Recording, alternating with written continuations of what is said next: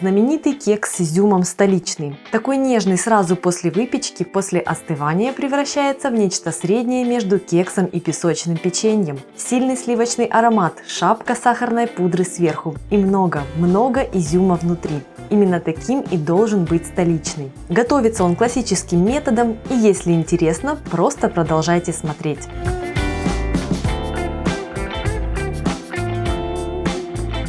Привет, друзья! Известнейший гостовский кекс с изюмом столичный. Его любят очень многие. И вот как раз недавно я получила запрос на съемку именно этого рецепта. Решила не откладывать его реализацию в долгий ящик. Если же у вас есть пожелания касательно каких-то конкретных рецептов, которые бы вы хотели увидеть в моем исполнении, пишите об этом в комментариях. Этот кекс довольно сладкий, рыхлый, и он не относится к группе влажных и сочных кексов, но им очень приятно наслаждаться малюсенькими кусочками, с несладким чаем или кофе и ощущать весь этот глубокий сливочный аромат. Если же вы поклонник влажных кексов, обратите внимание на рецепт моего идеального лимонного кекса. Он вышел на канале совсем недавно, и ссылку на него я оставлю в описании.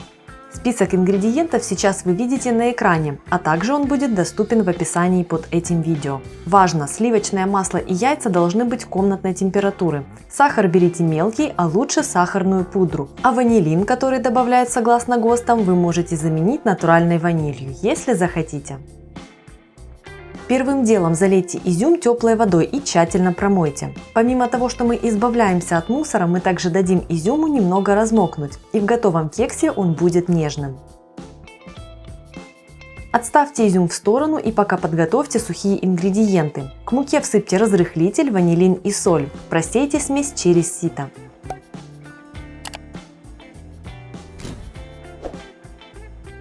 Вернитесь к изюму. Слейте с него воду, а сами ягодки выложите на бумажное полотенце, чтобы просушить их. Сахарную пудру и размягченное сливочное масло смешайте и разотрите. Если приступить к взбиванию сразу, сахарная пудра начнет разлетаться и вам придется заняться уборкой. Так что лучше быстренько растереть масло с пудрой вручную, а затем приступать к взбиванию миксером.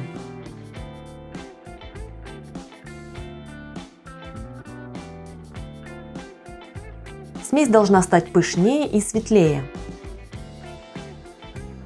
Теперь по одному введите к маслу яйца, каждый раз взбивая массу до однородности. Если яйца будут холодными, масло свернется и пойдет крупинками. Если вы забыли достать яйца из холодильника заранее, просто опустите их минут на 10 в теплую воду.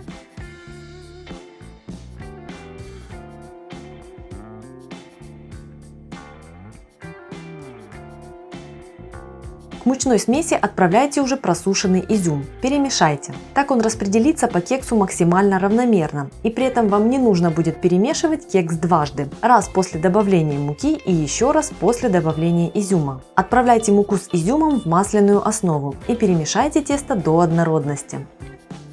Посмотрите, каким красивым оно получается.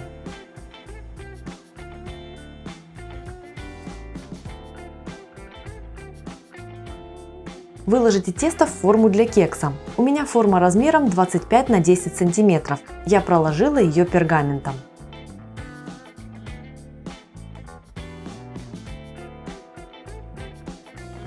Влажной ложкой выровняйте тесто, а затем рукояткой ложки или кухонной лопатки продавите тесто по центру. Это своеобразная метка в том месте, где будет характерная для этого кекса трещина. Если не сделать этого, кекс треснет в том месте, где ему самому захочется.